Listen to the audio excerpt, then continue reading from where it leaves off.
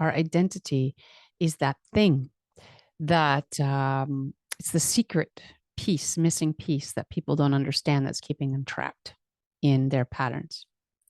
Because we all have these patterns, patterns that we wish would stop. So for example, let's say you have a pattern of betrayal, which my client did. And so when you have a pattern of betrayal, then there's going to be an identity-based component. If you've had it happen before and before and before, there becomes an identity-based aspect, which is, I am someone who gets betrayed. And we don't realize we're doing that. It's happening at a deep subconscious level with almost like a child part of ourselves. Because usually the first time that ever would have happened to us would have been from age 0 to 7. And that's where the pattern began. And then it plays out over and over like Groundhog Day in our adulthood until we change the identity aspect of that. I'm going to repeat that. It's about changing the identity aspect. It's not about managing it externally in our external world. And that's what we try to do, right? We're like, let's get rid of all these, toxic people or whatever. You know what I mean? Let's just be totally alone and avoid all toxic people. But the thing is, it's not that people are necessarily toxic. It's that people are complex and there's a whole bunch of weird synergies happening all the time where we are attracting certain things and other people are attracting certain things. And it's what's happening. So we want to make sure that we do the work inside so that we're attracting the things we want and not the things we don't. So identity is the super glue that keeps us stuck in these patterns, right? Because if I'm saying, I don't want this pattern anymore, and I want to free myself from betrayal, and I don't deserve betrayal, but at the same time, we're really grabbing onto the pain of that and being like, I feel, so whatever. I feel heartbroken, or I feel that was the one that we were talking about in this one, which is, and I know exactly what it's like. I've been there myself. But when we allow this identity aspect of us to be like, my heart is broken again, and this has happened again, and why is this happening? And we stay in that. That's an identity aspect. We're moving into the identity. So what we need to do to shift these identity-based problems, because all problems are identity-based. All problems are identity-based. I love this new mic. We have to become someone who helps our identity. So we have to step back from our identity. We have a higher aspect. And so we need to step back from our identity and become a friend to our identity, help our identity. We have to see what's happening for our identity and step back from our identity and have that neutral space, that years of meditation give you, or also that my own method gives people, which is it's a method that allows you to become a friend or helper for your human instead of being your human. But the whole point of it is, regardless of what tool you use, you need to step back from your human identity.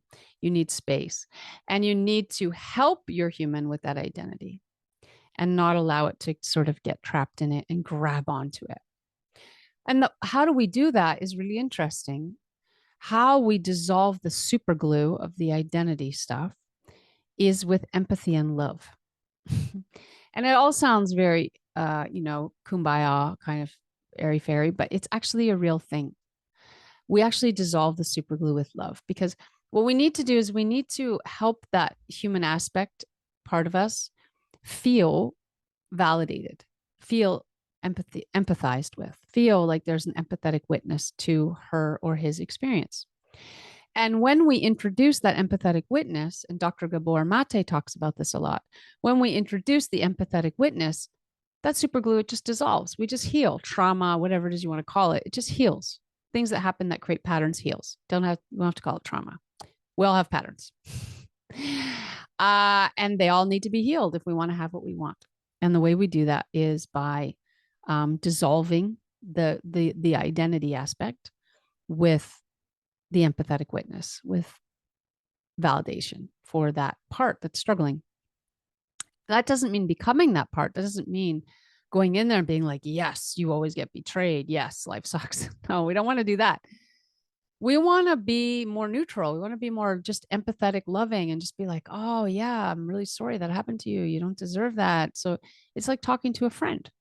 We're going to talk to that part of ourselves like a friend. And we're just going to show up like a friend and be like, yeah, you didn't deserve that. Yeah, that was weird. Yeah, their behavior was super confusing. And you definitely did not deserve that. And you don't have to figure them out or help them or over care about their feelings because they are obviously having an issue where they cannot care about your feelings. And so they're not a good person to keep in your life right now. You should let them go, right? If you can. Sometimes it's hard. I know if it's like a family member, something like this. But even then, it's not about the letting go of the person. It's about the validating the reality of what your human self is experiencing and validating the challenges that are happening with love. And like I said, the love is the secret, that empathetic, loving witness, being there for your human self is what dissolves that, the super glue of the identity aspect that just keeps those patterns playing out over and over and over. So, for example, what I'm saying, why is this important? Because the truth is, and no one wants to hear it. People sometimes get mad at me for this sort of thing. No one wants to hear it, but like, if we keep going into the aspect of being the human and being like, oh, my heart's broken, I've been betrayed again, and he shouldn't do that, she shouldn't do that, we're just going to play that out again and again. It's going to keep happening. I guarantee you, you're going to have it happen again and again, like Groundhog Day. You're going to live in a hell loop. And I don't want that for you. I don't want you to live in a hell loop. I want you to live in a joy loop, a loop of like, where things work for you, where things are going well, where your dreams are coming true, where you're having that great relationship, the great clients, the great work, the great income, the great whatever.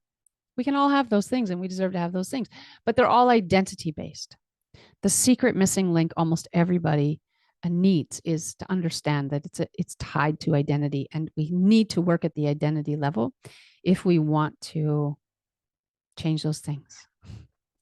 And we can, like for myself, that was my own story. That was my own thing, that's how I got here. That's why I do this work, right? I did this work because I myself was caught in a hell loop of my identity.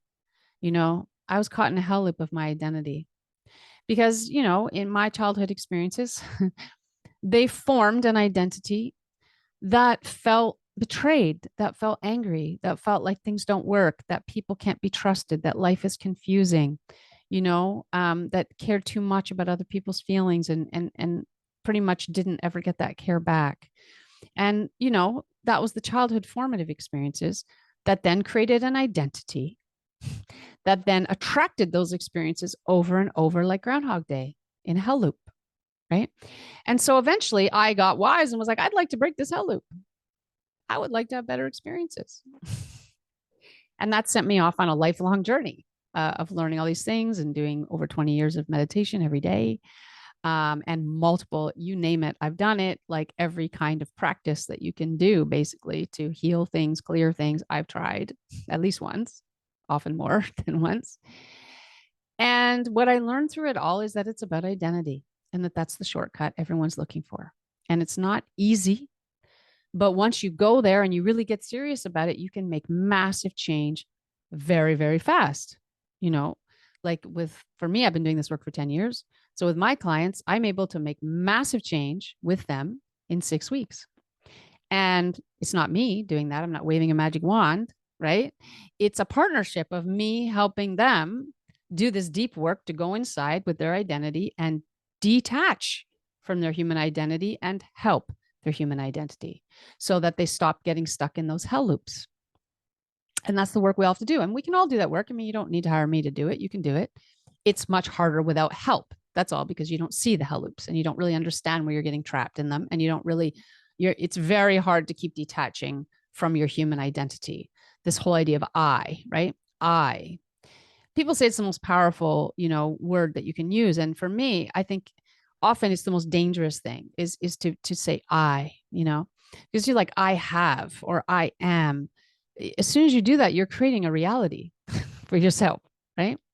You're literally, that's how this world works. And that's another thing I talk about where people, it's a very hard thing for not just why I can only work with certain people. I can only work with really a small percentage of the population because the work I'm doing is at a spiritual level. There's a spiritual aspect. And it's with the understanding that we are spirit in a human body, having a temporary experience as this human. And so I'm having a temporary experience as Sean. You're having a temporary experience as your name, whatever your name is. And so we're having a temporary experience as this avatar in this video game of life. That's how I see it. That's how I've been shown, because I'm a channel. I am a clairvoyant channel and medium and psychic, all those things. They're all kind of the same thing. And just, they work in different ways for different people. That's all. And so that's why we give them different names. But essentially, we all are that. That's the funny part. We all have those abilities, just like, how developed they are when you're born and how much work you do to develop them. 20 years of daily meditation will deeply develop those abilities. Just the way it is. So I've done that work. But the thing is, like, with those abilities, I'm able to, over the years, I've been able to begin to see through my process of helping others and channeling for others and helping others with their higher self, because that's how we channel. Just there's a whole lot of pieces here that might feel like a lot, but there's a whole lot of pieces, and one of the things is that it's actually our higher self that's helping us with everything all the time. People say, "Oh, the universe this, oh, the universe that," and there is no universe that's following you around trying to solve all your problems or anything like that. It's really your own higher aspect. If that makes sense, it's your own higher aspect, higher self aspect, that's following you around, trying to help you all the time with everything. And it's real, it's there. And then you also have the human aspect as well, the human part of you, which you also need, because that is the game player, like for your adventure. It's not a hindrance. It's not something you want to get rid of, as so many people think. In fact, if people really understood what it meant to get rid of their human self, they definitely would not be in a rush to like try to do that. So like, really, you need a human self. You need a human identity. It's a wonderful thing. It allows you to have adventures in this game of life. It's your game player in the game, right? Those that have these amazing adventures. But at the same time, we need to manage that avatar. We need to, I just discovered this. Sometimes that happens. I have no idea why. I've turned it off. It's almost like my higher self plays jokes on me with it or something. Anyway, I don't know. Or I just suck at technology. Could be that too. All I know is that randomly every now and then that will happen. And I keep trying to turn it off and it still happens. So anyway, I got distracted there for a minute. What were we talking about? We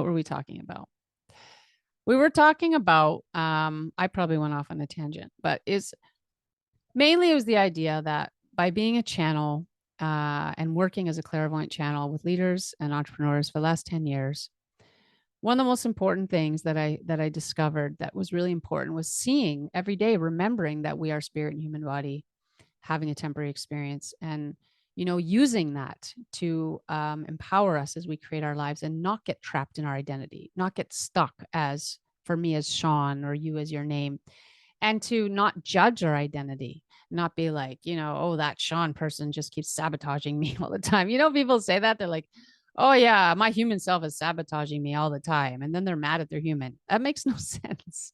It makes no sense.